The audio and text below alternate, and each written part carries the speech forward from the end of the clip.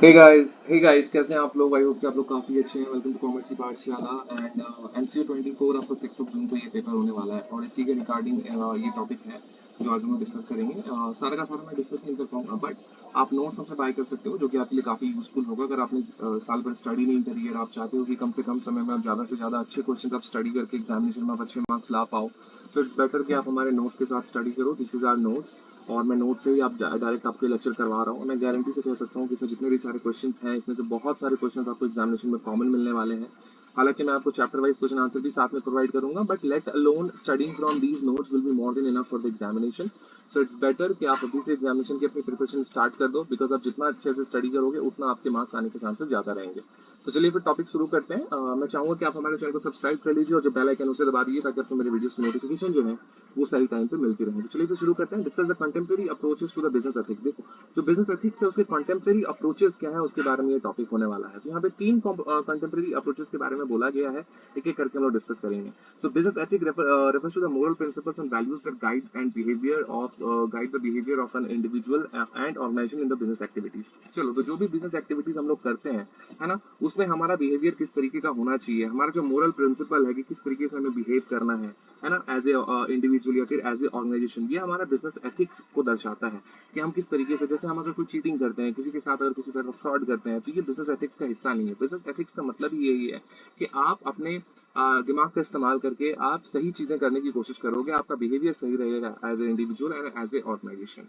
In modern business environment, companies are expected not to only focus on the profit but also to consider social responsibility, environmental sustainability and ethical conduct, है ना। अभी के time पे सिर्फ आपको CSR के ऊपर ध्यान देने से नहीं होगा, सिर्फ प्रॉफिट के ऊपर आपको ध्यान देने से नहीं होगा, है ना।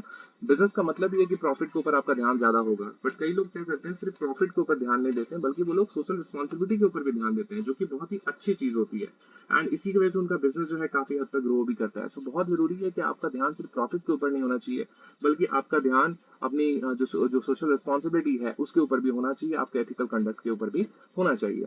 Several contemporary approaches have been developed to guide ethical decision, है ना।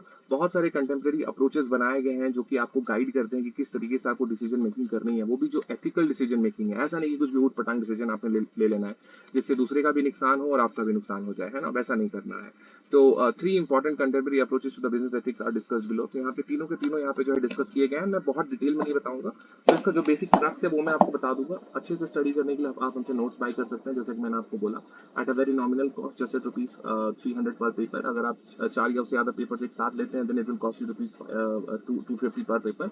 And from the next session जो है हमारा नोट्स की कीमत बढ़ने वाला है, तो आप अभी से लेकर के स्टडी करना स्टार्ट कर सकते हैं। एंड जो हर साल की जो क्वेश्चंस होते हैं वो उसमें नए इंक्लूड किए जाते हैं, प्लस और भी बहुत सारे क्वेश्चंस होते हैं जो कि बाद में इंक्लूड किए जाते हैं। तो जो भी हो, प्राइसेस जो है नेक्स्ट सेशन से वो बढ़ने वाली है, ये मैं आपको बता के रखना चाह रहा हूँ।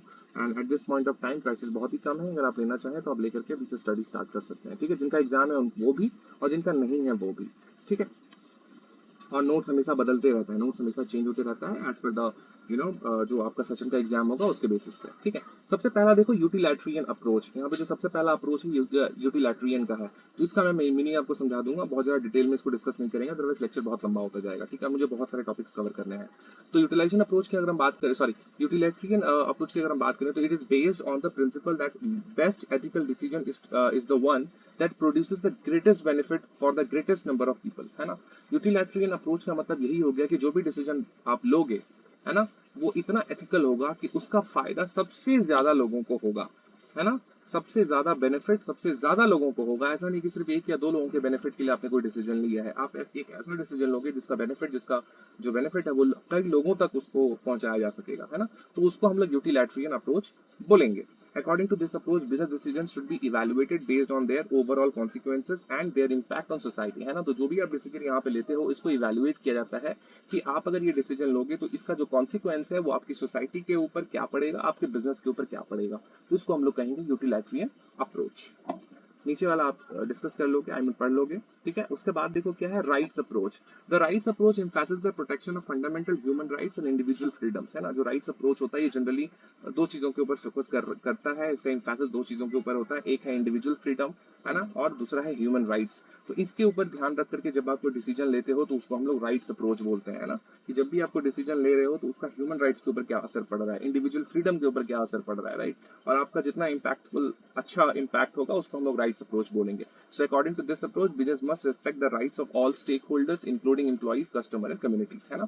ये इसके इस वाले अप्रोच में जो है, जो बिजनेसेस हैं वो ये ध्यान रखने की कोशिश करते हैं कि जो भी वो डिसीजन ले रही है उससे हर एक इंडिविजुअल का जो है, हर एक स्टेक होल्डर का जो है वहां पे राइट्स को आप मेंटेन करके रख सको, उनको वो चीजें मिलें जो उनको जिसके वो हकदार हैं, जैसे एम्प्लॉइज हो गए, है ना, उनको वो चीजें मिलें, कस्टमर्स को भी और कम्युनिटीज को भी, राइट। तो इसको बोलेंगे राइट्स अप्रोच। पहला पहला मैंने आपको क्या बोला है कि greatest benefit for all the people, है ना, ग्रेटेस्ट नंबर ऑफ पीपल, है ना, तो वो हमारा यूटिलाइटेरियन हो गया। राइट्स क्या हो गया कि जहां पे आप अपने स्टेक होल्डर्स का ध्यान रख रहे हो, उनके human rights and individual freedom का वायोलेशन नहीं कर रहे हो, ठीक है। तो ये हमारा राइट्स अप्रोच हो गया। तीसरा अप्रोच है जस्टिस और फेयरनेस अप्रोच, है ना। The justice approach also known as the fairness approach focuses on fairness and equality, sorry या and equality in decision making, है ना। यहाँ पे जो डिसीजन मेकिंग है उसके ऊपर आपका फोकस ज्यादा होता है कि जो भी आप डिसीजन ले रहे हो वो जस्टिफिकली सही हो, है ना, वो फेयर हो, सही होना चाहिए, गलत नहीं होना चाहिए, इससे नुकसान फायदा ये नहीं देखा जाता। आप बस आप जो डिसीजन ले रहे हो वो जस्टिस की नजरों में, मतलब यहाँ पे कोई जस्टिस होता नहीं है, मतलब न्याय संगत होना चाहिए, सही होना चाहिए, है ना। It emphasizes the benefits and the burden should be distributed fairly among the all stakeholders, है ना। जो भी यहाँ पे बेनिफिट्स हैं, जो भी प्रॉब्लम्स हैं, जो भी बर्डन्स हैं, उनको स्टेक होल्डर्स में इक्वली बांटना है ताकि इक्वालिटी बनी रहे, है ना। तो इसको कहेंगे हम लोग जस्टिस अप्रोच। तो ये तीन अप्रोच मैंने शॉर्ट में हमने आपको स्टडी करके बता दिए, समझा दिए। अब कंक्लूजन पे चले आते हैं।